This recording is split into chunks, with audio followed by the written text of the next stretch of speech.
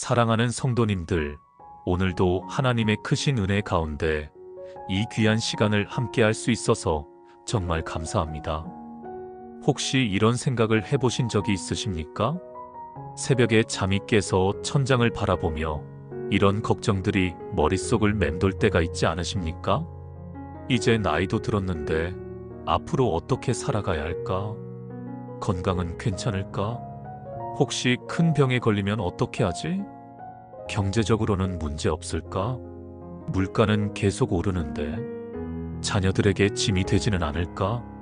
요양원에 가야 하는 건 아닐까? 과연 나는 지금까지 잘 살아왔을까? 의미 있는 삶이었을까?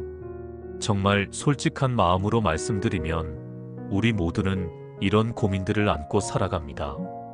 특히 인생의 후반부에 접어들수록 은퇴를 하고 나서부터는 이런 불안감들이 더욱 크게 다가오는 것이 사실입니다. 젊었을 때는 바빠서 생각할 겨를이 없었는데 이제 시간이 생기고 보니 온갖 걱정들이 밀려오는 것이죠. 뉴스를 켜면 경제가 어렵다는 소식, 의료비가 부담이라는 이야기, 노인 빈곤율이 높다는 통계들이 들려옵니다. 주변을 보면 혼자 사시는 어르신들, 병원을 전전하시는 분들, 경제적으로 어려움을 겪으시는 분들의 이야기를 듣게 됩니다. 그러다 보니 자연스럽게 나도 저렇게 되는 건 아닐까 하는 두려움이 생기는 것입니다. 그런데 말입니다. 사랑하는 성도님들, 오늘 우리가 함께 살펴볼 요한복음 6장에는 이런 노후 불안을 완전히 이겨낼 수 있는 놀라운 하나님의 지혜가 담겨 있습니다. 정말 그렇습니다. 이 말씀은 단순히 2000년 전에 일어난 역사적 사건에 대한 기록이 아닙니다. 오늘 우리에게 꼭 필요한 실제적인 교훈들이 가득 담겨 있는 보물 창고와 같은 말씀입니다. 예수님께서 친히 보여주신 4가지 믿음의 원리를 통해서 말입니다. 첫 번째는 하나님의 공급하심에 대한 믿음입니다. 두 번째는 작은 것의 소중함을 아는 믿음입니다. 세 번째는 풍성한 은혜에 대한 믿음입니다. 네 번째는 영원한 생명에 대한 믿음입니다. 이 4가지 원리를 깊이 깨달으신다면 정말로 노후의 모든 불안이 평안으로 바뀔 것입니다. 걱정이 감사로 바뀔 것입니다. 두려움이 소망으로 바뀔 것입니다. 그리고 남은 인생이 오히려 더욱 풍성하고 의미 있는 시간이 될 것입니다. 실제로 이 말씀을 깨닫고 적용하신 많은 분들이 그런 변화를 경험하셨습니다. 자, 그럼 지금부터 함께 요한복음 6장의 놀라운 세계로 들어가 보시겠습니까? 마음을 열고 은혜를 받을 준비를 하시기 바랍니다. 첫 번째로 하나님의 공급하심에 대한 믿음에 대해 깊이 있게 말씀드리겠습니다. 요한복음 6장 1절부터 4절까지 함께 읽어보겠습니다. 그 후에 예수께서 디베랴의 갈릴리 바다 건너편으로 가심에 큰 무리가 따르니 이는 병자들에게 행하시는 표적을 보았음이러라. 예수께서 산에 오르사 제자들과 함께 거기 앉으시니 마침 유대인의 명절인 유월절이 가까운지라. 이 말씀을 보면 예수님께서 갈릴리 바다 건너편으로 가셨을 때의 상황이 생생하게 나타납니다. 먼저 지리적 배경을 이해해 보겠습니다. 갈릴리 바다는 우리나라의 춘천호 정도 크기의 민물 호수입니다. 동서로 약 13km, 남북으로 약 21km 정도 되는 크기입니다. 예수님께서 가신 건너편은 바다 동쪽 지역으로 오늘날의 골란 고원에 해당하는 곳입니다. 이곳은 유대인들보다는 이방인들이 많이 사는 지역이었습니다. 그런데 여기서 주목해야 할 점이 있습니다. 큰 무리가 예수님을 따라왔다는 것입니다. 큰 무리라는 표현이 얼마나 많은 사람들인지 궁금하지 않으십니까? 성경학자들의 연구에 따르면 이때 따라온 사람들의 수가 남자만 5,000명이었다고 합니다. 여자와 어린이까지 합치면 최소 1만 명에서 1만 5천 명 정도였을 것으로 추정됩니다. 오늘날로 치면 대형 경기장을 가득 채울 만한 인파였던 것입니다. 이 정도 규모의 사람들이 예수님 한 분을 따라 이동한다는 것은 정말 대단한 일이었습니다. 그런데 이들이 왜 예수님을 따라왔을까요? 2절에 그 이유가 나와 있습니다. 병자들에게 행하시는 표적을 보았음이러라. 바로 예수님의 치유 사역을 보고 따라온 것입니다. 그런데 여기서 우리가 깊이 생각해 봐야 할 점이 있습니다. 이 사람들은 단순히 호기심으로 따라온 것이 아닙니다. 구경거리를 보러 온 관광객들이 아닙니다. 절박한 마음으로 간절한 소망을 품고 따라온 것입니다. 당시 팔레스타인 지역의 의료 상황을 생각해 보십시오. 지금처럼 병원이나 의사가 흔하지 않았습니다. 병원이 있다고 해도 가난한 사람들은 치료받기 어려웠습니다. 한 번 병에 걸리면 그것이 곧 죽음을 의미하는 경우가 많았습니다. 특히 소외계층, 가난한 사람들에게는 더욱 그랬습니다. 그런 상황에서 예수님의 치유 사역은 정말로 마지막 희망이었습니다. 혹시 우리 가족의 병도 고쳐주시지 않을까? 내 평생의 고통도 해결해 주시지 않을까? 이런 간절한 마음으로 며칠씩 집을 떠나서라도 예수님을 따라왔던 것입니다. 여기서 우리는 중요한 교훈을 발견할 수 있습니다. 사람들이 예수님께 나아온 이유는 절박함 때문이었다는 것입니다. 다른 곳에서는 해답을 찾을 수 없었기 때문에 예수님께 나아온 것입니다. 이것은 오늘 우리에게도 마찬가지입니다. 우리가 진정으로 하나님을 찾게 되는 때는 언제입니까? 모든 것이 순조롭고 문제없을 때입니까? 아닙니다. 어려움이 있을 때, 문제가 생겼을 때, 혼자서는 해결할 수 없는 상황에 직면했을 때입니다. 그런 의미에서 노후의 불안도 하나님께 더 가까이 나아가는 기회가 될 수 있습니다. 젊었을 때는 자신의 능력을 믿고 살아갔지만 나이가 들수록 한계를 느끼게 됩니다. 그때 비로소 하나님의 도우심이 절실하다는 것을 깨닫게 되는 것입니다. 이제 3절을 보겠습니다. 예수께서 산에 오르사 제자들과 함께 거기 앉으시니 예수님께서 산에 오르셨다고 했습니다. 갈릴리 바다 동편에는 해발 200-300m 정도의 완만한 구름지대가 있습니다. 예수님께서는 이곳으로 올라가셔서 제자들과 함께 앉으셨습니다. 여기서 앉으셨다는 표현이 중요합니다. 당시의 랍비들이 가르칠 때는 앉아서 가르쳤습니다. 즉, 예수님께서 사람들을 가르치실 준비를 하신 것입니다. 4절을 보겠습니다. 마침 유대인의 명절인 유월절이 가까운지라. 유월절이 가까웠다는 시간적 배경도 매우 중요합니다. 유월절은 이스라엘 백성들이 이집트에서 해방된 것을 기념하는 절기입니다. 하나님께서 어떻게 절망적인 상황에서 이스라엘을 구원하셨는지를 기억하는 때입니다.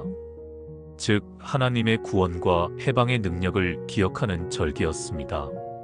이런 때에 오병이어 기적이 일어난 것은 우연이 아닙니다.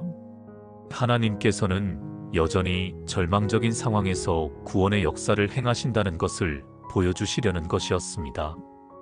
이제 문제가 생겼습니다. 5절을 보겠습니다. 예수께서 눈을 들어 큰 무리가 자기에게로 오는 것을 보시고 빌립에게 이르시되 우리가 어디서 떡을 사서 이 사람들을 먹이겠느냐 하시니. 상황이 이해되시죠?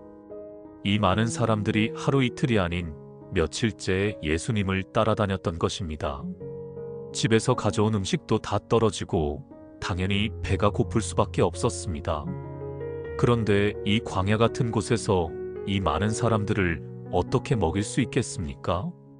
근처에 상점이나 시장이 있는 것도 아니었습니다. 현실적으로 완전히 불가능한 상황이었습니다. 그런데 여기서 예수님의 반응을 주목해 보십시오. 예수님께서는 당황하지 않으셨습니다. 오히려 제자들에게 질문을 하셨습니다. 우리가 어디서 떡을 사서 이 사람들을 먹이겠느냐? 이것은 단순한 질문이 아니었습니다. 6절에 그 의도가 나와 있습니다. 이렇게 말씀하심은 친히 어떻게 하실지를 아시고 빌립을 시험하고자 하심이라. 예수님께서는 이미 해결책을 알고 계셨습니다. 하지만 제자들의 믿음을 시험하고자 하신 것입니다. 여기서 시험이라는 단어가 중요합니다. 헬라어 원문에서는 페이라조라는 단어인데 이것은 검증하다, 테스트하다라는 의미입니다. 하나님께서 우리를 시험하실 때는 우리를 넘어뜨리려는 것이 아니라 우리의 믿음을 더욱 견고하게 하시려는 것입니다. 마치 금을 불에 넣어서 순금을 만드는 것과 같습니다. 베드로전서 1장 7절에서 사도 베드로가 이렇게 말했습니다. 너희 믿음의 확실함은 불로 연단하여도 없어질 금보다 더 귀하여 예수 그리스도께서 나타나실 때에 칭찬과 영광과 존귀를 얻게 할 것이니라. 그렇습니다. 하나님께서는 우리의 믿음을 연단하셔서 더욱 견고하게 만드시는 것입니다. 노후에 찾아오는 여러 가지 불안들도 마찬가지입니다. 하나님께서는 이런 어려움들을 통해서 우리의 믿음을 더욱 견고하게 만드시려고 하십니다. 이제 제자들의 반응을 보겠습니다. 7절에 빌립의 대답이 나옵니다. 빌립이 대답하되 각 사람으로 조금씩 받게 할지라도 200데나리온의 떡이 부족하리이다. 빌립은 즉시 계산기를 두드렸습니다. 200데나리온이 얼마나 큰 돈인지 아십니까? 당시 노동자의 하루 품삯이 한 데나리온이었습니다. 즉 200데나리온은 약 7개월치 월급에 해당하는 돈이었습니다. 오늘날로 치면 몇 천만 원에 해당하는 큰 돈이었습니다. 빌립이 계산해 보니 그 정도의 돈이 있어도 이 사람들을 제대로 먹일 수 없다는 것이었습니다. 각 사람으로 조금씩 받게 할지라도라는 표현을 보십시오. 배불리 먹이는 것이 아니라 조금씩만 나누어 주어도 200데나리온으로는 부족하다는 것입니다. 정말 절망적인 상황이었습니다. 빌립의 반응은 매우 현실적이고 합리적이었습니다. 수학적으로 계산하고 경제적으로 분석했습니다. 이것 자체가 잘못된 것은 아닙니다. 우리도 살아가면서 현실적인 계산과 합리적인 판단이 필요합니다. 하지만 빌립은 한 가지를 놓쳤습니다. 바로 예수님의 능력을 고려하지 않은 것입니다. 예수님이 함께 계시다는 사실을 잊어버린 것입니다. 우리도 때때로 빌립과 같은 실수를 범합니다. 경제적인 문제가 생겼을 때, 건강상의 문제가 생겼을 때, 가족의 문제가 생겼을 때 우리는 먼저 현실적인 계산을 합니다. 내 통장에 얼마가 있지? 연금으로 얼마나 나올까? 보험으로 얼마나 나올까? 자녀들에게 얼마나 도움을 받을 수 있을까? 의료비는 얼마나 들까? 이런 계산들이 필요하지 않다는 것은 아닙니다. 현실을 파악하는 것은 중요합니다. 하지만 이것만으로는 충분하지 않습니다. 가장 중요한 것은 하나님의 능력과 공급하심을 믿는 것입니다. 하나님이 우리와 함께 계시다는 사실을 기억하는 것입니다. 8절과 9절에서 또 다른 제자의 반응을 보겠습니다. 제자 중 하나 곧 시몬 베드로의 형제 안드레가 예수께 여짜오되 여기 한 아이가 있어 보리떡 5개와 물고기 2마리를 가지고 있나이다. 그러나 그것이 이 많은 사람에게 얼마나 되겠사옵나이까. 안드레의 반응은 빌립과 조금 달랐습니다. 적어도 뭔가 가능성을 찾으려고 노력했습니다. 한 아이의 도시락을 발견한 것입니다. 보리떡 5개와 물고기 2마리. 정말 보잘것없는 것이었습니다. 그래서 안드레도 그러나 그것이 이 많은 사람에게 얼마나 되겠사옵나이까라고 말했습니다. 여기서 그러나라는 접속사에 주목해 보십시오. 안드레도 결국은 의심했던 것입니다. 상식적으로 생각해봐도 말이 안 되는 상황이었습니다. 1만 명 이상의 사람들을 보리떡 5개와 물고기 2마리로 어떻게 먹일 수 있겠습니까? 하지만 중요한 것은 안드레가 그 작은 것이라도 예수님께 가져왔다는 것입니다. 이게 뭐가 되겠어? 라고 생각할 수도 있었지만 그래도 가져온 것입니다. 이것이 바로 믿음의 시작입니다. 완전한 확신이 없어도 의심이 있어도 그래도 예수님께 나아가는 것입니다. 그런데 이 아이는 누구였을까요? 성경에는 자세한 기록이 없지만 몇 가지 추측해 볼 수 있습니다. 먼저 이 아이가 가져온 것이 보리떡이었다는 점입니다. 당시의 보리떡은 가난한 사람들이 먹는 음식이었습니다. 부자들은 밀떡을 먹었고 가난한 사람들은 보리떡을 먹었습니다. 즉, 이 아이는 가난한 집 아이였던 것입니다. 그런데 이 가난한 집 아이의 도시락이 놀라운 기적의 재료가 되었습니다. 또한 이 아이는 혼자 왔을 가능성이 높습니다. 부모님이 함께 왔다면 아이의 도시락을 쉽게 내어주지 않았을 것입니다. 이게 우리 아이가 먹을 음식인데 어떻게 다른 사람들에게 줄 수 있어? 이렇게 말했을 것입니다. 하지만 이 아이는 기꺼이 자신의 도시락을 내어놓았습니다. 어른들은 계산하고 의심할 때 이 아이는 순수한 마음으로 나누려고 했던 것입니다. 이것이 우리에게 주는 교훈이 무엇이겠습니까? 하나님께서는 때로는 어른들의 복잡한 계산보다 어린아이 같은 순수한 믿음을 더 기뻐하신다는 것입니다. 마태복음 18장 3절에서 예수님께서 말씀하셨습니다. 진실로 너희에게 이르노니 너희가 돌이켜 어린아이들과 같이 되지 아니하면 결단코 천국에 들어가지 못하리라. 어린아이 같은 믿음이란 무엇입니까? 복잡하게 계산하지 않는 것입니다. 의심하지 않는 것입니다. 순수하게 믿고 따르는 것입니다. 노후 불안을 이기는 첫 번째 비결이 바로 이것입니다. 복잡하게 계산하고 걱정하는 것보다 하나님을 순수하게 믿고 의지하는 것입니다. 그런데 예수님께서는 이 작은 것을 받으셨습니다. 10절을 보겠습니다. 예수께서 이르시되 이 사람들로 앉게 하라 하시니 그곳에 잔디가 많은지라 사람들이 앉으니 수가 남자만 5,000명쯤 되더라. 놀라운 일이 벌어졌습니다. 예수님께서 사람들을 앉히라고 하셨습니다. 아직 음식이 준비되지도 않았는데 말입니다. 이것이 바로 믿음입니다. 하나님의 공급하심에 대한 절대적인 믿음입니다. 하나님께서 반드시 해결해 주실 것이다라는 확신입니다. 제자들도 처음에는 당황했을 것입니다. 음식도 없는데 사람들을 앉히라고 하시네. 하지만 예수님의 말씀에 순종했습니다. 사람들도 마찬가지였습니다. 배가 고픈 상황에서 앉으라고 하니까 순종했습니다. 여기서 그곳에 잔디가 많은지라는 표현도 의미가 있습니다. 하나님께서는 이미 사람들이 편안히 앉을 수 있는 장소까지 준비해 두셨던 것입니다. 이것이 하나님의 공급하심입니다.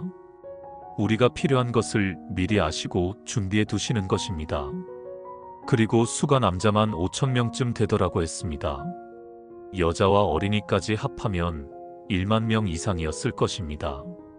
이 많은 사람들이 질서정연하게 앉아있는 모습을 상상해 보십시오. 정말 장관이었을 것입니다. 그리고 11절에서 드디어 기적이 일어납니다.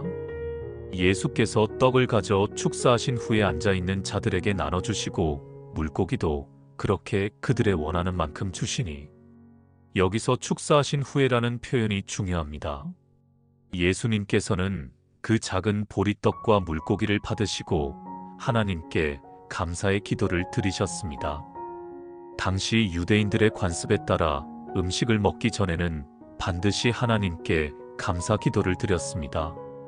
특히 이 순간의 기도는 매우 특별했을 것입니다. 하나님 아버지, 이 작은 음식을 통해 이 많은 사람들을 먹이시고자 하는 아버지의 뜻을 감사합니다.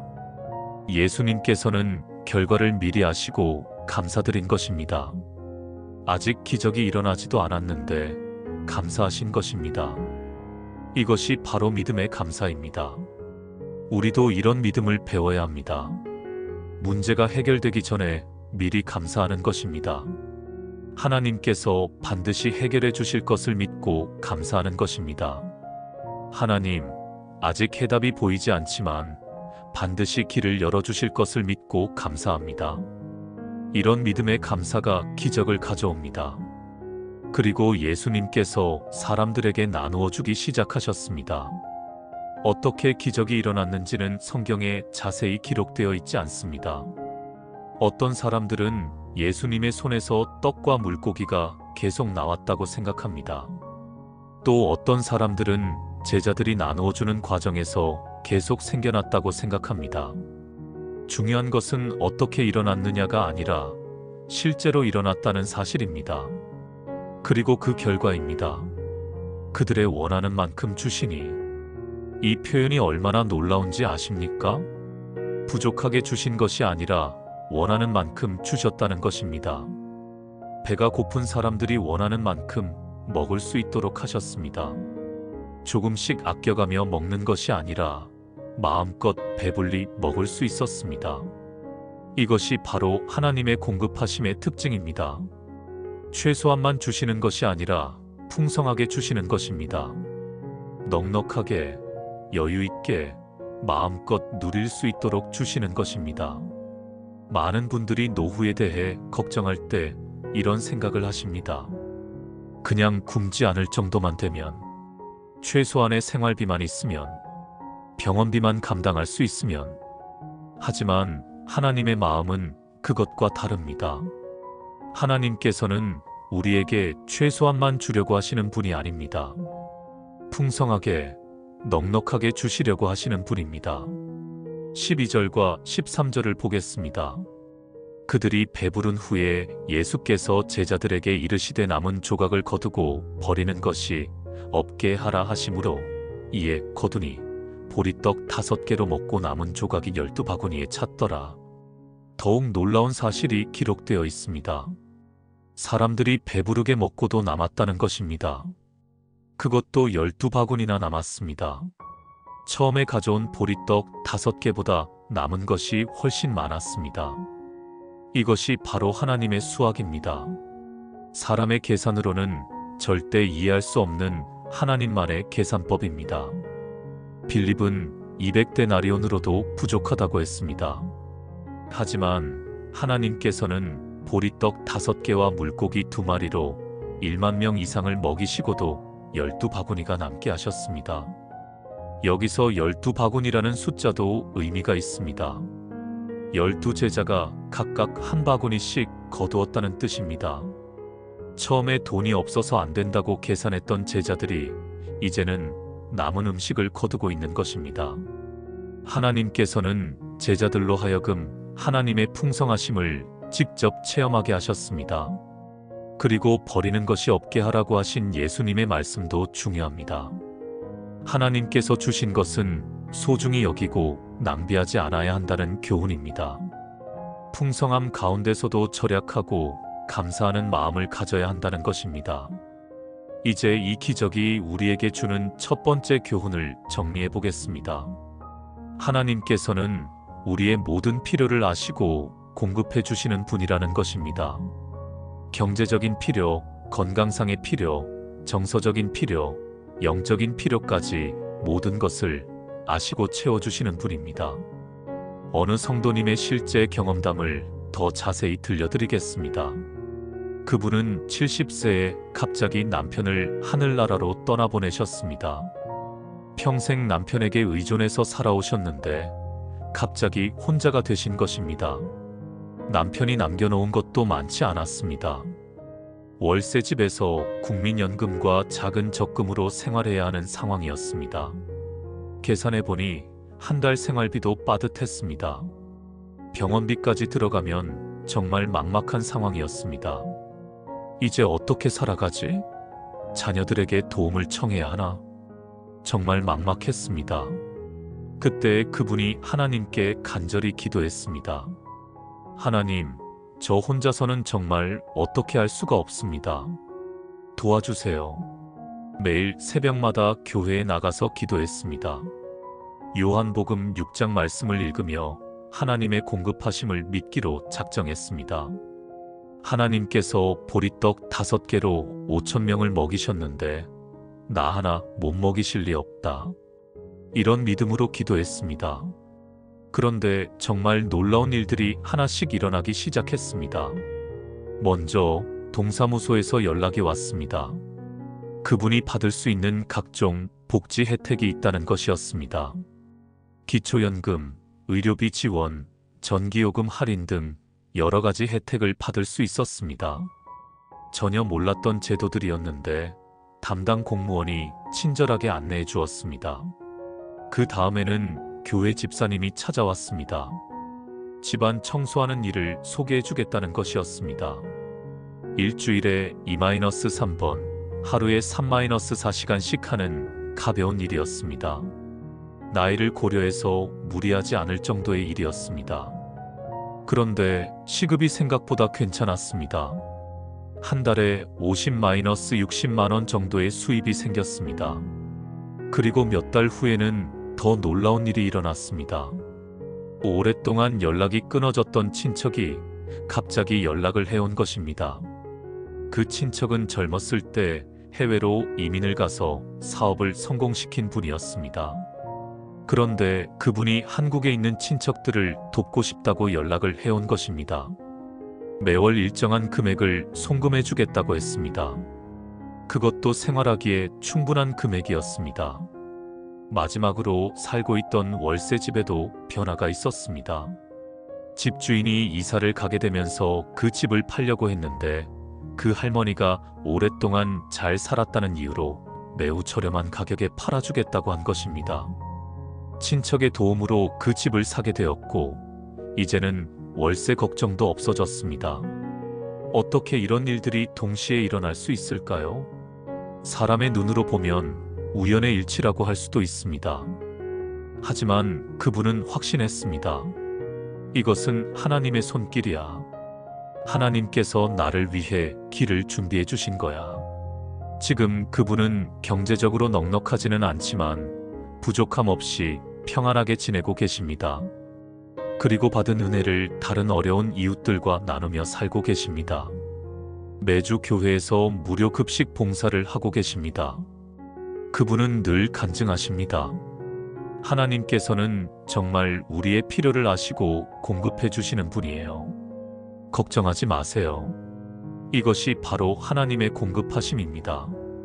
우리가 생각지도 못한 방법으로 우리가 예상하지도 못한 때에 하나님께서는 우리의 필요를 채워주십니다. 그런데 여기서 중요한 것은 하나님의 공급하심에는 때가 있다는 것입니다. 오병이어 기적도 마찬가지였습니다.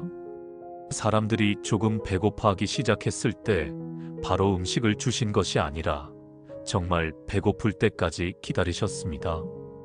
마가복음의 기록을 보면 날이 이미 저물어가는 때라고 되어 있습니다. 아침부터 저녁까지 하루 종일 기다리신 것입니다.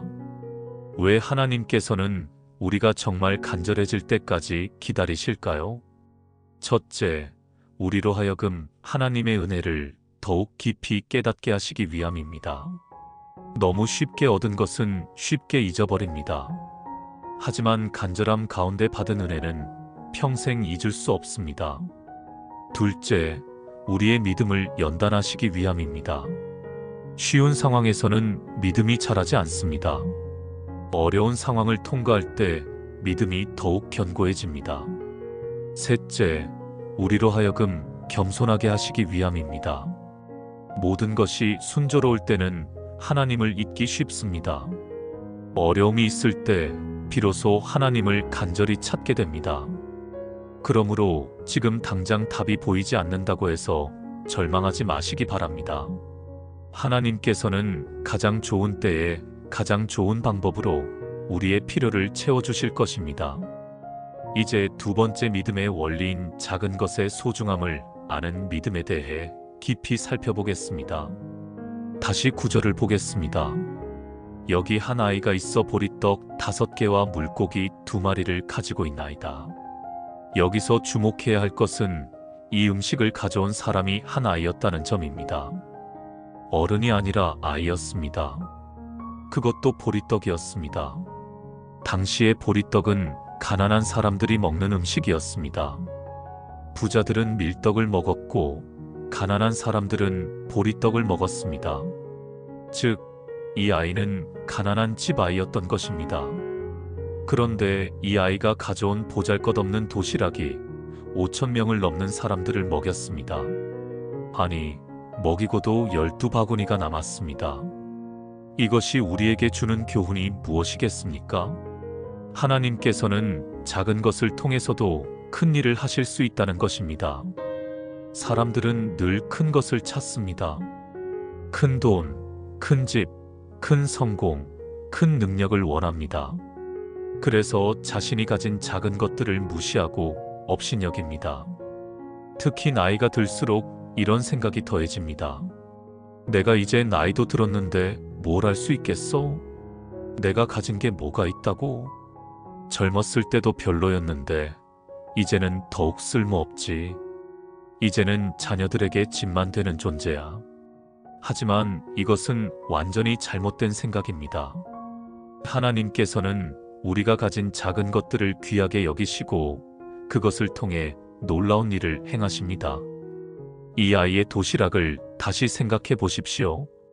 객관적으로 보면 정말 보잘것없는 것이었습니다. 보리떡 5개와 물고기 2마리. 1만 명 이상의 사람들 앞에서는 아무것도 아닌 것 같았습니다.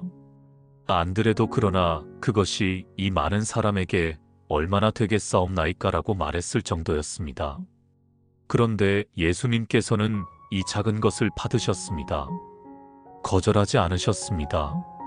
오히려 귀하게 여기셨습니다. 그리고 축복하셔서 놀라운 기적을 행하셨습니다. 여기서 중요한 것은 이 아이의 마음입니다. 이 아이는 자신의 도시락이 작다고 해서 숨기지 않았습니다. 부끄러워하지도 않았습니다. 이런 작은 걸로 뭘 할 수 있겠어? 라고 생각하지 않았습니다. 기꺼이 내어놓았습니다. 이것이 바로 믿음입니다. 작은 것이라도 하나님께 드리면 하나님께서 크게 사용하실 것이라는 믿음입니다. 마태복음 25장 21절에서 예수님께서 말씀하셨습니다. 그 주인이 이르되 잘하였도다 착하고 충성된 종아 내가 적은 일에 충성하였음에 내가 많은 것을 내게 맡기리니 내 주인의 즐거움에 참여할지어다. 적은 일에 충성하였음에 많은 것을 맡기리니 하나님께서는 작은 것에 충성하는 사람에게 큰 것을 맡기신다는 말씀입니다. 사랑하는 성도님들, 여러분도 마찬가지입니다. 여러분이 가진 것이 작아 보일지 모릅니다. 다른 사람들과 비교하면 별것 아닌 것 같을지 모릅니다. 하지만 하나님께서는 여러분의 작은 것들을 통해서도 놀라운 일을 행하실 수 있습니다. 여러분의 작은 기도, 작은 헌신, 작은 봉사, 작은 사랑이 하나님의 손에 들려지면 큰 역사를 이룰 수 있습니다. 어느 권사님의 이야기를 더 자세히 들려드리겠습니다. 그분은 평생 전문직에 종사하신 것도 아니고 특별한 재능이 있는 것도 아니었습니다. 그냥 평범한 주부셨습니다. 자녀들을 키우고 남편을 뒷바라지하며 평범하게 사셨습니다. 그런데 은퇴 후에 뭔가 의미 있는 일을 하고 싶으셨습니다. 이제 자녀들도 다 컸고 시간도 있는데 뭔가 보람 있는 일을 해보고 싶어. 하지만 특별한 능력이나 자격증이 있는 것도 아니었습니다. 고민하던 중에 교회에서 노인분들을 위한 반찬 봉사 모임이 있다는 소식을 들었습니다. 혼자 사시는 어르신들께 일주일에 한 번씩 반찬을 만들어서 전해드리는 일이었습니다. 내가 할 수 있는 건 요리밖에 없는데. 처음에는 망설였습니다. 요리라고 해봐야 가족들 밥 해준 것이 전부였기 때문입니다. 이런 작은 일이 무슨 의미가 있을까? 하지만 시작해보기로 했습니다. 처음에는 5분의 어르신께만 반찬을 만들어 드렸습니다. 김치찌개, 된장찌개, 나물 몇 가지 정도였습니다. 특별한 것은 아니었습니다.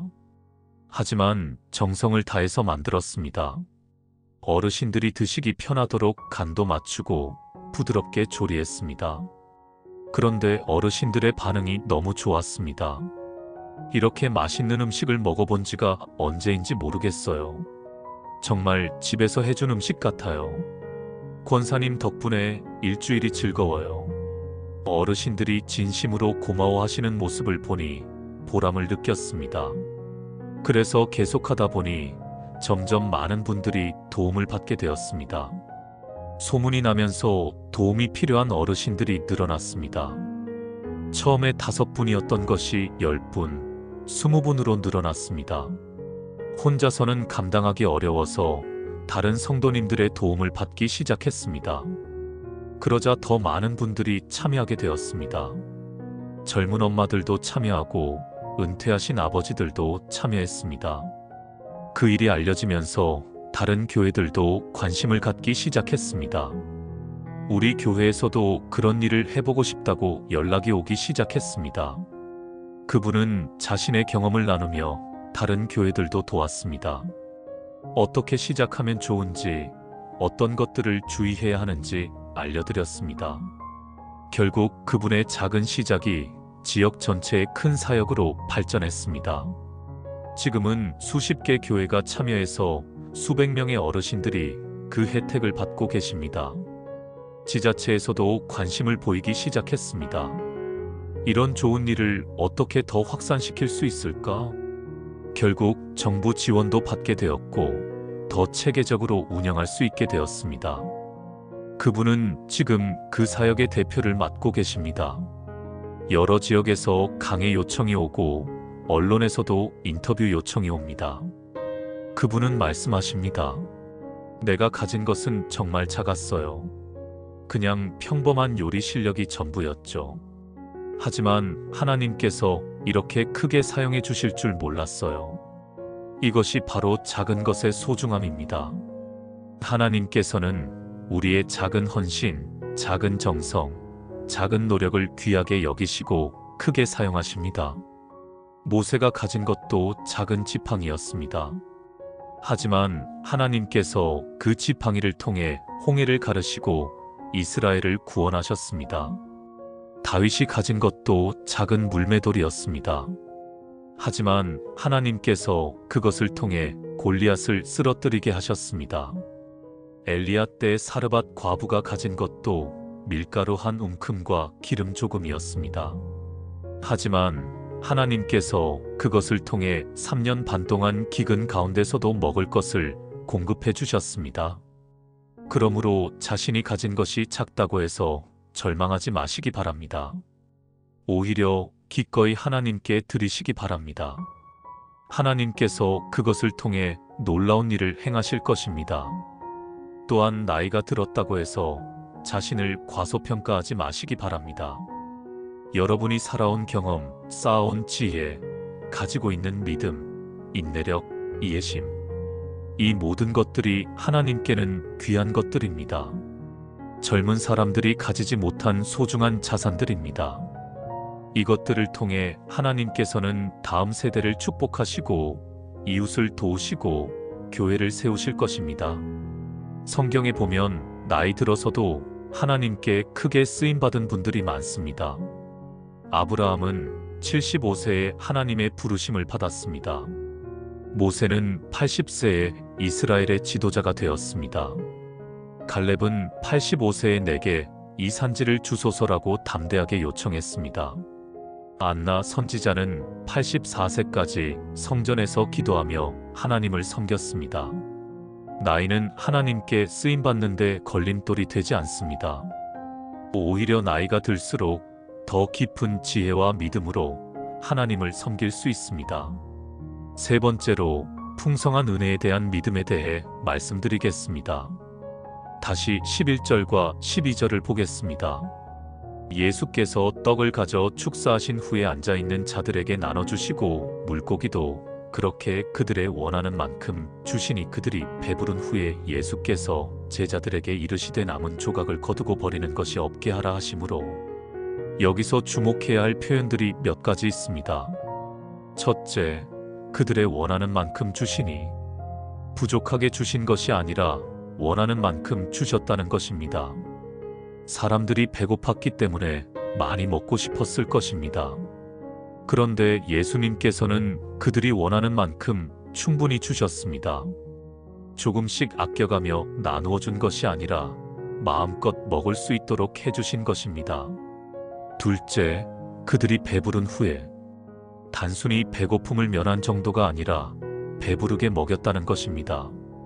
배부르다는 것은 더 이상 먹을 수 없을 정도로 충분히 먹었다는 뜻입니다. 만족할 만큼, 흡족할 만큼 먹었다는 것입니다. 셋째, 남은 조각이 12바구니에 찼더라. 배부르게 먹고도 남았다는 것입니다. 그것도 12바구니나 남았습니다. 처음에 가져온 것보다 남은 것이 훨씬 많았습니다. 이것이 바로 하나님의 풍성한 은혜입니다. 하나님께서는 딱 필요한 만큼만 주시는 분이 아닙니다. 넘치도록 풍성하게 주시는 분입니다. 에베소서 3장 20절에서 사도 바울이 이렇게 말했습니다. 우리 가운데서 역사하시는 능력대로 우리가 구하거나 생각하는 모든 것에 더 넘치도록 능히 하실 이에게. 더 넘치도록이라는 표현을 보십시오. 하나님께서는 우리가 구하는 것보다 생각하는 것보다 더 넘치도록 주시는 분이십니다. 오병이어 기적이 바로 그것을 보여주는 사건입니다. 사람들이 원했던 것은 단순히 배고픔을 해결하는 것이었습니다. 조금이라도 먹을 수 있으면 좋겠다는 정도였을 것입니다. 그런데 예수님께서는 그것보다 훨씬 더 많이 주셨습니다. 배부르게 먹이시고 12바구니가 넘치도록 남게 하셨습니다. 이것이 우리에게 주는 교훈이 무엇이겠습니까? 하나님께서는 우리의 모든 필요를 넘치도록 채워주시는 분이라는 것입니다. 많은 분들이 노후에 대해 걱정할 때 이런 소극적인 생각을 하십니다. 최소한만 있으면 되는데, 겨우 살 정도만 되면, 큰 욕심은 없어. 그냥 병들지 않고 굶지 않으면, 자녀들에게 큰 짐이 되지 않을 정도만. 이런 소극적인 생각들을 하십니다. 물론 겸손한 마음에서 나오는 생각일 수도 있습니다. 하지만 하나님의 마음은 그것과 다릅니다. 하나님께서는 우리에게 최소한만 주려고 하시는 분이 아닙니다. 넘치도록 풍성하게 주시려고 하시는 분입니다. 시편 23편 5절에서 다윗이 이렇게 고백했습니다. 주께서 내 원수의 목전에서 내게 상을 차려주시고 기름을 내 머리에 부으셨으니 내 잔이 넘치나이다. 내 잔이 넘치나이다. 이것이 하나님께서 우리에게 주시는 축복의 수준입니다. 딱 차는 정도가 아니라 넘치는 정도입니다. 충분한 정도가 아니라 풍성한 정도입니다. 어느 장로님의 간증을 더 자세히 들려드리겠습니다. 그분은 평생 작은 사업을 하시면서 검소하게 사셨습니다. 큰 부자는 아니었지만 그럭저럭 생활하실 수 있는 정도였습니다. 자녀들 교육시키고 결혼시키고 나니까 많이 남은 것은 없었습니다. 그런데 나이가 들면서 걱정이 되기 시작했습니다. 앞으로 어떻게 살아가지? 연금만으로는 부족한데. 병원비가 많이 들면 어떡하지? 자녀들에게 짐이 되면 어떡하지? 특히 부인께서 당뇨병과 고혈압이 있으셔서 병원비가 만만치 않았습니다. 계산해 보니 연금과 적금 이자로는 생활하기가 빠듯했습니다. 병원비까지 들어가면 적자가 날 상황이었습니다. 그때 그분이 하나님께 기도했습니다. 하나님, 제가 굶지 않을 정도만 주세요. 큰 욕심은 없습니다. 자녀들에게 손 벌리지 않을 정도만 주시면 감사하겠습니다. 정말 간절한 마음으로 기도했습니다. 매일 새벽 기도회에 나가서 하나님께 간구했습니다. 그런데 하나님께서 주신 것은 그분의 기대를 훨씬 넘는 것이었습니다. 먼저 그분이 젊었을 때 친구와 함께 투자했던 땅이 있었습니다. 워낙 외진 곳이라 별로 가치가 없다고 생각하고 잊고 지냈습니다. 그런데 그 지역에 신도시가 개발되면서 땅값이 갑자기 오르기 시작했습니다. 몇 년 만에 몇십 배로 오른 것입니다. 그 땅을 팔아서 큰 수익을 얻게 되었습니다. 그것도 생활비로 쓰고도 남을 정도의 큰 돈이었습니다. 그 다음에는 더 놀라운 일이 일어났습니다. 그분이 젊었을 때 다니던 회사에서 연락이 왔습니다. 퇴직금을 제대로 못 받은 직원들이 있어서 추가로 지급하겠다는 것이었습니다. 그분도 그 대상자 중 한 명이었습니다. 30년 전에 받지 못한 퇴직금을 이자까지 붙여서 지급해준다는 것이었습니다. 그것도 상당한 금액이었습니다. 또한 그분의 형님께서 유산을 남기시면서 그분에게도 일부를 물려주셨습니다. 형님과는 오랫동안 연락이 뜸했는데 유언장에 그분의 이름이 들어 있었던 것입니다. 마지막으로 그분이 살고 있던 집 근처에 대형마트가 들어서면서 집값이 많이 올랐습니다. 팔 생각은 없었지만 부동산 가치가 크게 상승한 것입니다. 이런 일들이 2-3년 사이에 연달아 일어났습니다. 그분은 그때 깨달았습니다. 아, 하나님께서는 최소한만 주시는 분이 아니구나. 넘치도록 주시는 분이구나. 내가 겨우 살 정도만 달라고 했는데 하나님께서는 풍성하게 주셨구나. 그래서 그 후로는 기도의 내용이 바뀌었습니다. 하나님, 제게 주신 풍성한 은혜를 이웃과 나누며 살게 해주세요. 이 축복을 하나님의 영광을 위해 사용하게 해주세요. 지금 그분은 여러 선교단체를 후원하고 계십니다. 어려운 이웃들을 돕는 일에도 적극적으로 참여하고 계십니다. 교회에서는 장학금을 만들어서 어려운 학생들을 돕고 계십니다. 그분은 늘 말씀하십니다. 하나님의 은혜가 이렇게 풍성한 줄 몰랐어요. 받은 것을 나누는 것이 또 다른 기쁨이에요. 이것이 바로 풍성한 은혜에 대한 믿음입니다. 하나님께서는 우리에게 최소한만 주시는 분이 아닙니다. 넘치도록 풍성하게 주시는 분입니다. 그러므로 노후를 걱정하면서 소극적으로 생각하지 마시기 바랍니다. 최소한만 있으면 된다는 생각보다는 하나님께서 풍성하게 주실 것이라는 믿음을 가지시기 바랍니다. 그리고 그 풍성함을 받아서 다른 사람들과 나누는 복된 삶을 사시기 바랍니다. 하지만 여기서 중요한 것이 있습니다. 오병이어 기적에서 예수님께서 사람들을 배불리 먹이신 후에 하신 말씀을 보겠습니다. 남은 조각을 거두고 버리는 것이 없게 하라. 풍성함 가운데서도 낭비하지 않고 소중히 여기는 마음을 가르쳐 주신 것입니다. 하나님께서 풍성하게 주셨다고 해서 함부로 쓰거나 낭비해서는 안 됩니다. 오히려 더욱 감사한 마음으로 소중히 여기고 지혜롭게 사용해야 합니다. 그리고 받은 것을 다른 사람들과 나누어야 합니다. 이것이 바로 하나님의 풍성한 은혜를 올바르게 받는 자세입니다. 하나님께서 주시는 모든 것을 감사히 받고 소중히 여기며 이웃과 나누는 것입니다. 그럴 때 하나님께서는 더욱 풍성한 은혜를 부어주실 것입니다. 누가복음 6장 38절에서 예수님께서 말씀하셨습니다. 주라 그리하면 너희에게 줄 것이니 곧 후히 되어 누르고 흔들어 넘치도록 하여 너희 품에 안겨 주리라. 너희가 헤아리는 그 헤아림으로 너희도 헤아림을 받을 것이니라. 후히 되어 누르고 흔들어 넘치도록 하여. 이것이 하나님께서 주시는 방식입니다. 조금씩 아껴서 주시는 것이 아니라 후히 되어 넘치도록 주시는 것입니다. 하지만 그 전제 조건이 있습니다. 주라 그리하면 먼저 나누어 주어야 한다는 것입니다. 하나님께서 풍성하게 주시는 목적은 우리가 독차지하라는 것이 아닙니다. 다른 사람들과 나누라는 것입니다. 그럴 때 하나님께서는 더욱 풍성하게 주실 것입니다.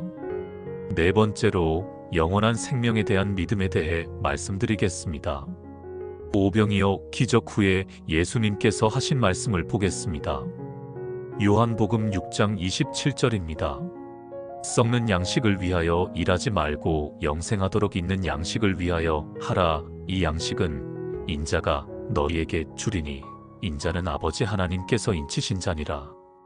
예수님께서는 오병이어 기적을 통해 사람들의 육신의 배고픔을 해결해 주셨습니다. 하지만 그것이 목적이 아니었습니다.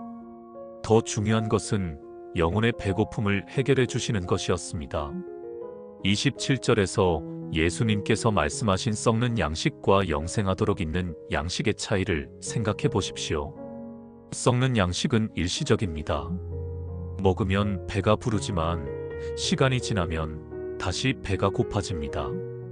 그리고 언젠가는 썩어서 없어집니다. 보관할 수 있는 기간도 한정되어 있습니다. 아무리 맛있는 음식이라도 시간이 지나면 상하게 됩니다. 하지만 영생하도록 있는 양식은 다릅니다. 한번 먹으면 영원히 배고프지 않습니다. 썩지도 않고 없어지지도 않습니다. 시간이 지날수록 더욱 신선하고 더욱 맛있어집니다. 그것이 바로 예수님 자신이십니다. 35절에서 예수님께서 이렇게 말씀하셨습니다. 예수께서 이르시되 내가 곧 생명의 떡이니 내게 오는 자는 결코 줄이지 아니할 것이요 나를 믿는 자는 영원히 목마르지 아니하리라. 예수님께서 바로 생명의 떡이라는 것입니다. 예수님께 오는 자는 결코 줄이지 않을 것이고 예수님을 믿는 자는 영원히 목마르지 않을 것이라고 하셨습니다. 이것이 우리에게 주는 의미가 무엇이겠습니까? 우리가 예수님을 믿고 따르는 한 우리의 영혼은 결코 빈곤하지 않을 것이라는 뜻입니다.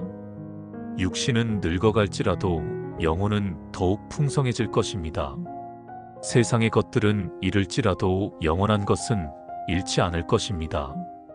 이것이 바로 영원한 생명에 대한 믿음입니다. 많은 분들이 나이가 들면서 이런 생각을 하십니다. 이제 얼마나 더 살 수 있을까? 죽으면 모든 것이 끝인 건 아닐까? 지금까지 살아온 인생이 의미가 있었을까? 죽음 후에는 정말 아무것도 없는 건 아닐까? 이런 생각들 때문에 불안하고 우울해지시는 분들이 많습니다. 특히 밤에 잠이 안 올 때, 혼자 있을 때 이런 생각들이 더 많이 듭니다. 하지만 예수님을 믿는 우리에게는 이런 불안이 있을 필요가 없습니다. 왜냐하면 우리에게는 영원한 생명이 있기 때문입니다. 이 땅에서의 삶이 끝나는 것이 우리의 끝이 아닙니다. 오히려 더 좋은 곳에서의 영원한 삶의 시작입니다. 요한복음 14장 2절에서 예수님께서 말씀하셨습니다. 내 아버지 집에 거할 곳이 많도다. 그렇지 않으면 너희에게 일렀으리라. 내가 너희를 위하여 거처를 예비하러 가노니. 예수님께서 우리를 위해 하늘의 거처를 예비해 두셨다는 것입니다. 그곳은 이 땅보다 훨씬 좋은 곳입니다. 질병도 없고 슬픔도 없고 죽음도 없는 곳입니다. 고통도 없고 눈물도 없고 이별도 없는 곳입니다. 요한계시록 21장 4절에서 이렇게 기록하고 있습니다. 모든 눈물을 그 눈에서 닦아주시니 다시는 사망이 없고 애통하는 것이나 곡하는 것이나 아픈 것이 다시 있지 아니하리니 처음 것들이 다 지나갔음이러라. 상상해 보십시오. 더 이상 병원에 갈 필요도 없고 약을 먹을 필요도 없습니다. 경제적인 걱정도 없고 외로움도 없습니다. 사랑하는 가족들과 영원히 함께 있을 수 있습니다. 무엇보다 예수님과 함께 영원히 살 수 있습니다. 이것이 바로 우리를 기다리고 있는 영원한 생명입니다. 그러므로 이 땅에서의 삶이 힘들고 어려워도 절망하지 마시기 바랍니다. 나이가 들고 몸이 약해져도 두려워하지 마시기 바랍니다. 우리에게는 영원한 생명이 있습니다. 영원한 소망이 있습니다. 어느 집사님의 간증을 더 자세히 들려드리겠습니다. 그분은 오랫동안 투병 생활을 하셨습니다. 암 진단을 받으신 후 5년 동안 수술과 항암 치료를 반복하셨습니다. 병이 점점 악화되면서 의사들도 더 이상 희망이 없다고 했습니다.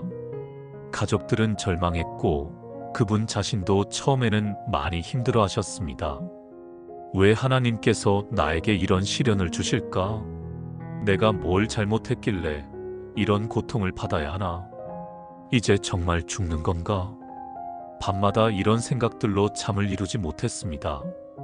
가족들을 보면 마음이 아팠습니다.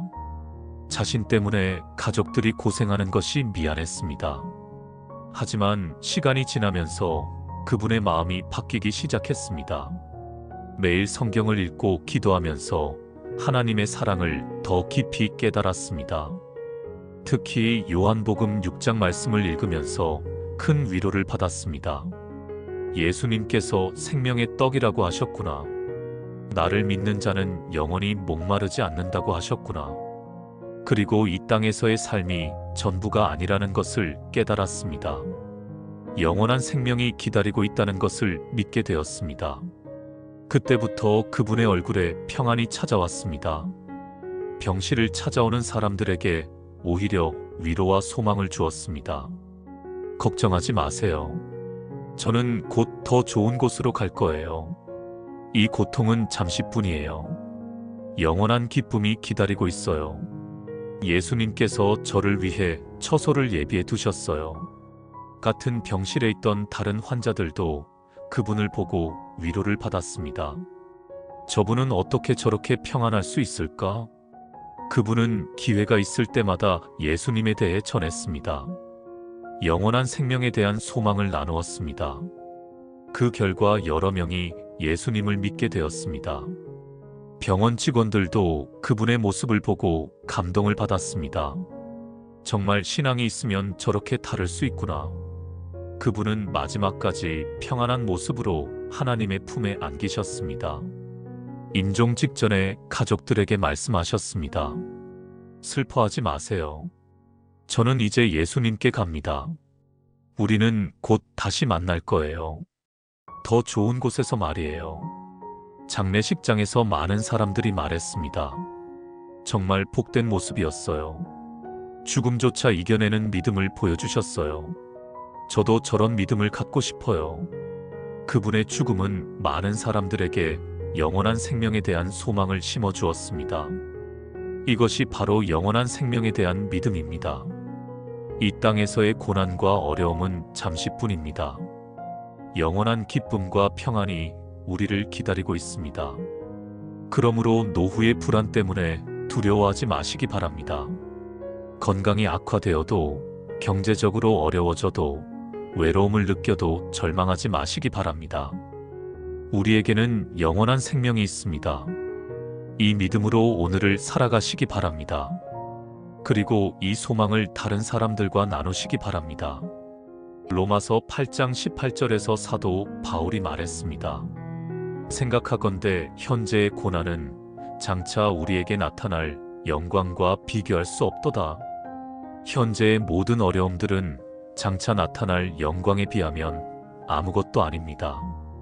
고린도후서 4장 17절에서도 이렇게 말했습니다. 우리가 잠시 받는 환난에 경한 것은 지극히 크고 영원한 영광에 중한 것을 우리에게 이루게 함이니, 잠시 받는 환난은 영원한 영광을 이루게 하는 과정입니다.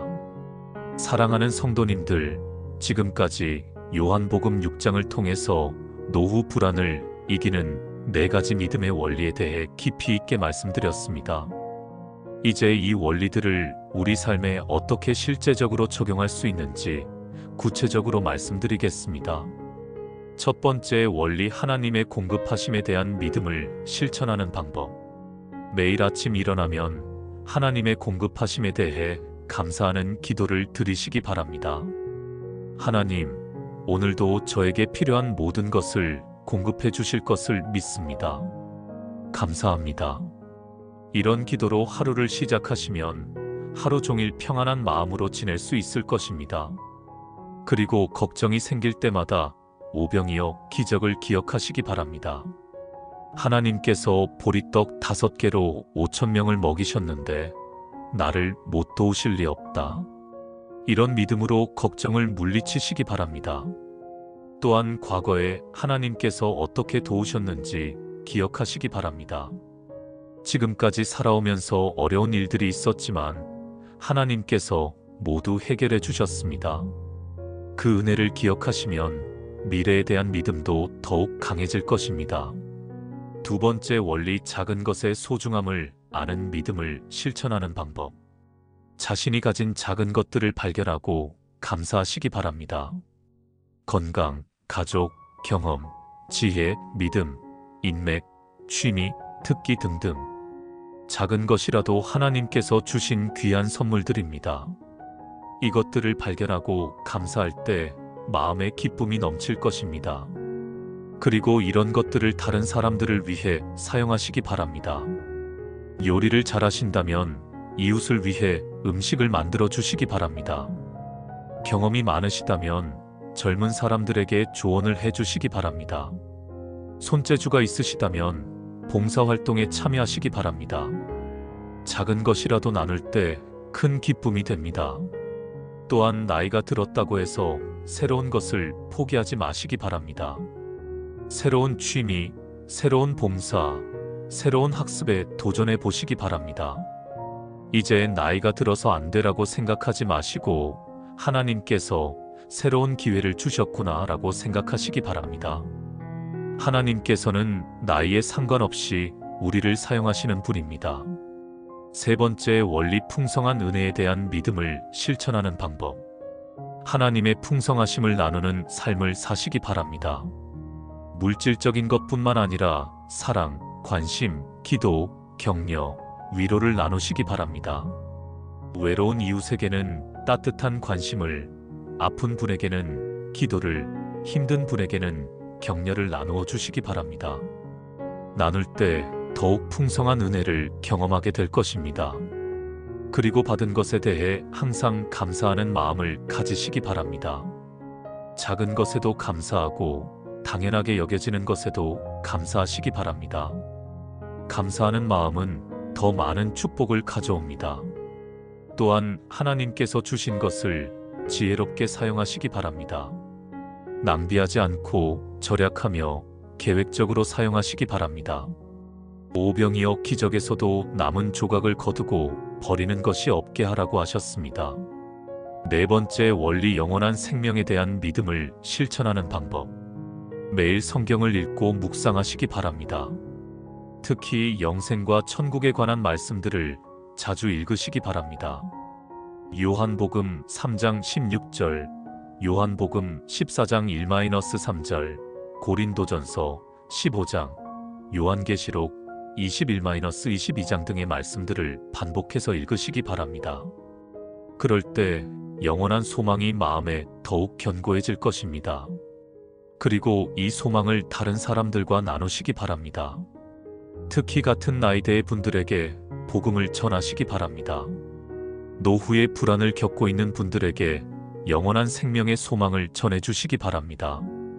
또한 죽음에 대한 두려움을 이기시기 바랍니다. 죽음은 끝이 아니라 새로운 시작임을 믿으시기 바랍니다. 더 좋은 곳으로 가는 통로임을 믿으시기 바랍니다. 이제 실제적인 생활 지침들을 더 자세히 말씀드리겠습니다. 건강관리 방법.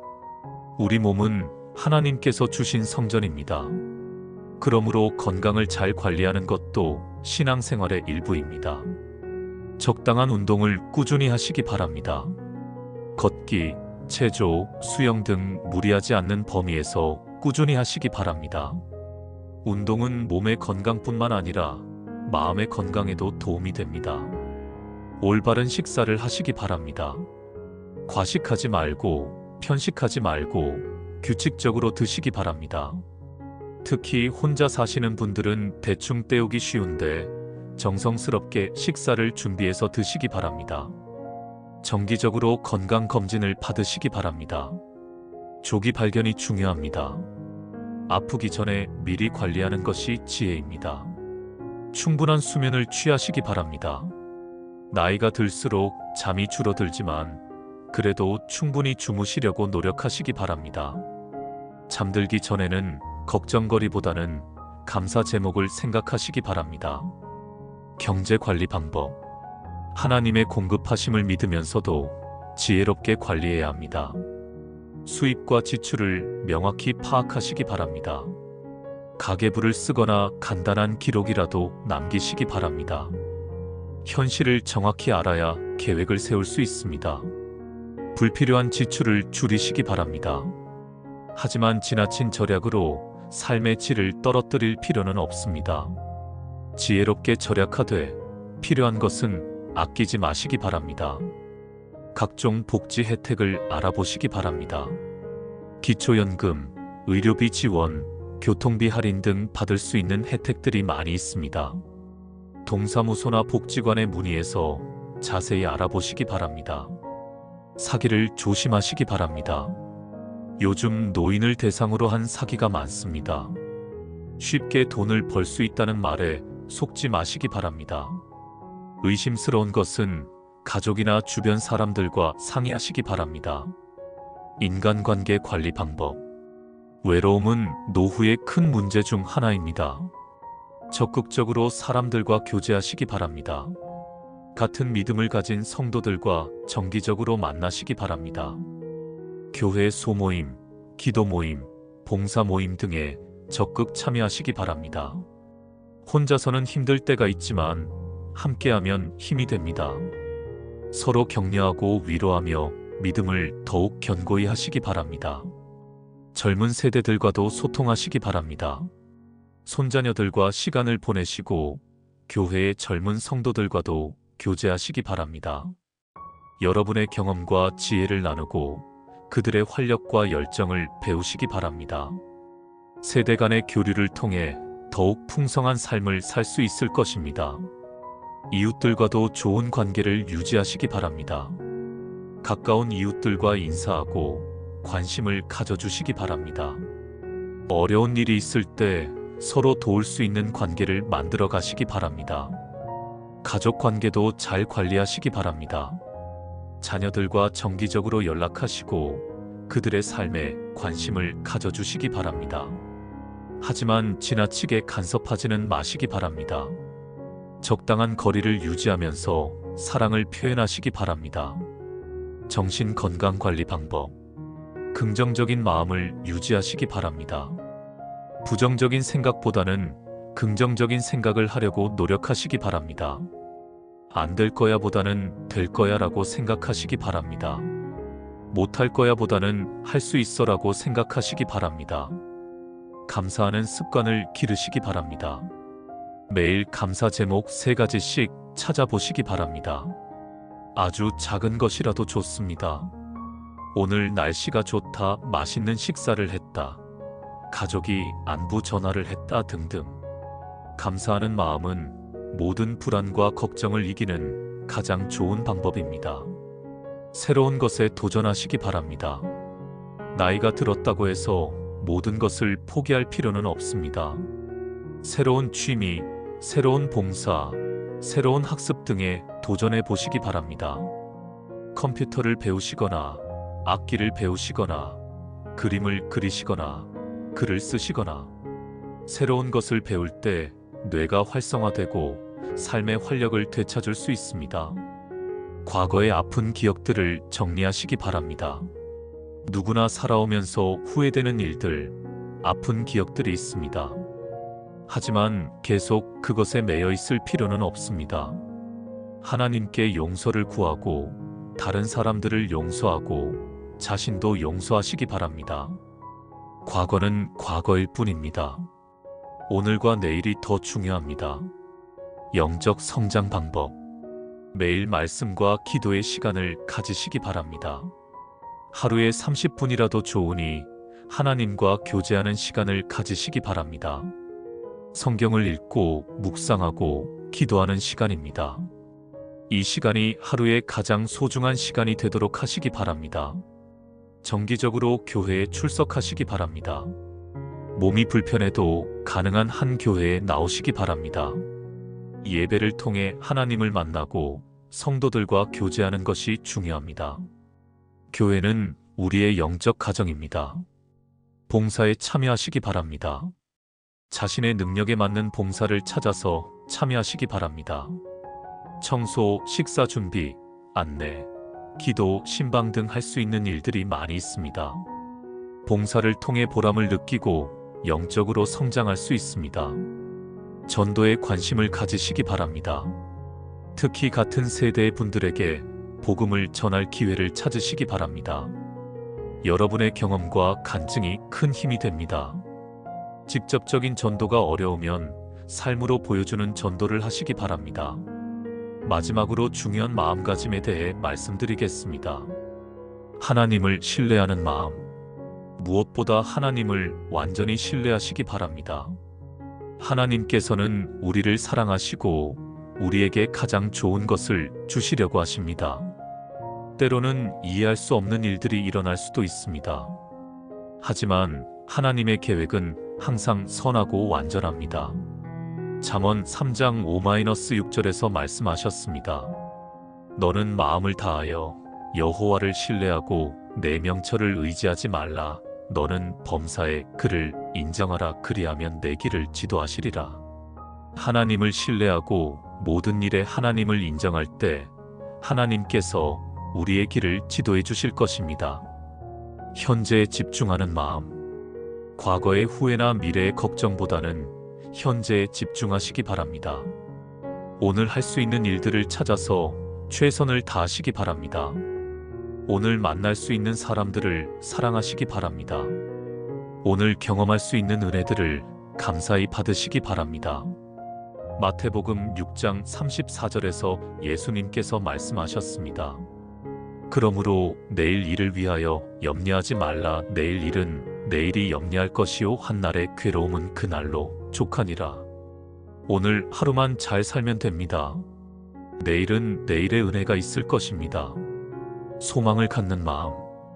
항상 소망을 잃지 마시기 바랍니다.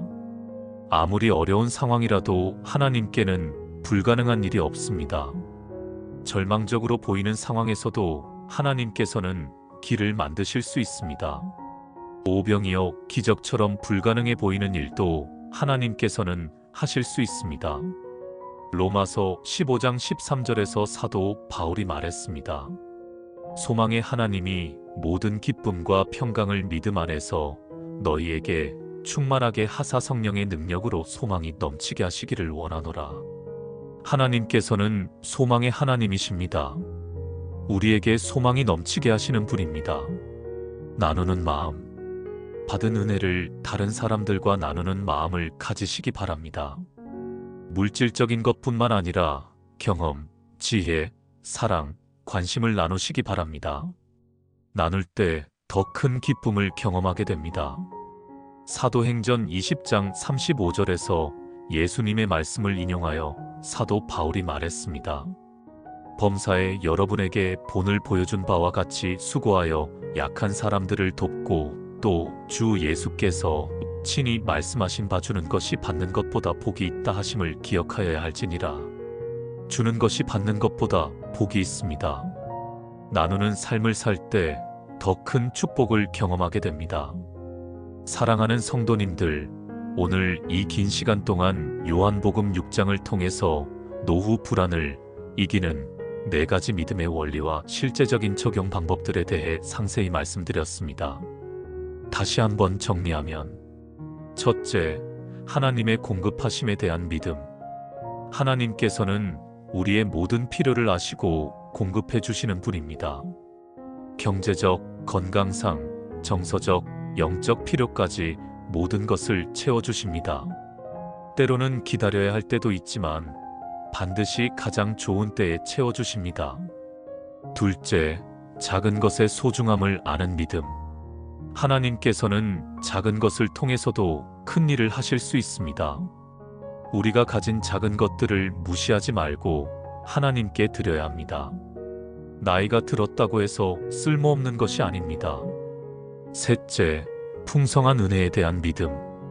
하나님께서는 최소한만 주시는 분이 아니라 넘치도록 주시는 분입니다. 소극적으로 생각하지 말고 하나님의 풍성함을 기대해야 합니다. 받은 것을 감사히 여기고 다른 사람들과 나누어야 합니다. 넷째, 영원한 생명에 대한 믿음. 이 땅에서의 삶이 전부가 아닙니다. 우리에게는 영원한 생명과 영원한 소망이 있습니다. 죽음도 두려워할 필요가 없습니다. 이 4가지 원리가 여러분의 마음에 깊이 새겨지기를 기도합니다. 그래서 노후의 모든 불안이 평안으로 바뀌기를 기도합니다. 걱정이 감사로, 두려움이 소망으로 바뀌기를 기도합니다. 그리고 남은 인생이 오히려 더욱 풍성하고 의미 있는 시간이 되기를 기도합니다. 여러분 한 분 한 분이 하나님의 사랑 안에서 평안하고 기쁜 노후를 보내시기를 기도합니다. 그리고 받은 은혜를 통해 많은 사람들에게 위로와 소망을 주는 복된 삶을 살아가시기를 기도합니다. 지금 이 영상을 보고 계신 성도님들께 부탁의 말씀을 드립니다. 혹시 오늘 말씀을 통해서 마음의 위로가 되셨다면 좋아요 버튼을 눌러주시기 바랍니다. 여러분의 좋아요 하나하나가 저에게는 큰 격려가 됩니다. 그리고 댓글로 여러분의 간증이나 은혜 받은 내용을 나눠주시면 다른 분들에게도 큰 격려가 될 것입니다. 저도 이런 경험이 있어요. 이 말씀이 정말 위로가 되었어요. 하나님의 은혜를 이렇게 경험했어요. 등등 자유롭게 나눠주시기 바랍니다. 또한 이런 말씀이 필요한 다른 분들께도 이 영상을 공유해 주시기 바랍니다. 주변에 노후 불안으로 힘들어 하시는 분들, 경제적으로 걱정하시는 분들, 건강 때문에 염려하시는 분들에게 이 영상을 보여주시기 바랍니다. 하나님의 말씀은 나눌수록 더욱 큰 은혜가 됩니다. 한 사람이라도 더 이 말씀을 통해서 위로받고 소망을 갖게 된다면 얼마나 좋겠습니까? 그리고 구독과 알림 설정도 꼭 잊지 마시기 바랍니다. 앞으로도 계속해서 여러분의 신앙생활에 도움이 되는 말씀들을 나누어 드리겠습니다. 요한복음의 다른 장들, 시편의 위로 말씀들, 잠언의 지혜 말씀들, 바울 서신의 격려 말씀들을 통해서 여러분에게 힘과 위로가 되는 메시지들을 계속 전해드리겠습니다. 특히 시니어 세대의 고민과 어려움에 맞는 말씀들을 중심으로 준비하겠습니다. 건강관리, 경제관리, 인간관계, 가족관계, 영성관리 등 실제 생활에 도움이 되는 내용들을 성경 말씀을 통해서 나누어 드리겠습니다. 마지막으로 축복의 말씀으로 마무리하겠습니다. 민수기 6장 24절부터 26절까지의 아론의 축복을 여러분에게 선포합니다. 여호와는 내게 복을 주시고 너를 지키시기를 원하며 여호와는 그의 얼굴을 내게 비추사 은혜 베푸시기를 원하며 여호와는 그 얼굴을 내게로 향하여 드사 평강 주시기를 원하노라. 하나님께서 여러분과 여러분의 가정에 복을 주시고 지켜주시기를 축원합니다. 하나님께서 여러분에게 오병이어의 기적과 같은 놀라운 축복을 부어주시기를 축원합니다. 부족해 보이는 것들을 통해서도 풍성한 은혜를 체험하게 하시고 영원한 생명의 소망으로 날마다 기쁨과 평안을 누리게 하시기를 축원합니다. 그리고 여러분이 받은 은혜를 통해 많은 사람들에게 위로와 소망을 주는 복된 삶을 살아가시기를 축원합니다. 하나님의 크신 사랑과 무한하신 은혜가 여러분과 항상 함께 하시기를 기도합니다. 건강하시고 평안하시기를 기도합니다. 오늘도 이 귀한 시간 함께 해주셔서 진심으로 감사합니다. 다음에 또 더 좋은 말씀으로 만나 뵙겠습니다. 하나님의 평강이 여러분과 함께 하시기를 기도합니다. 샬롬.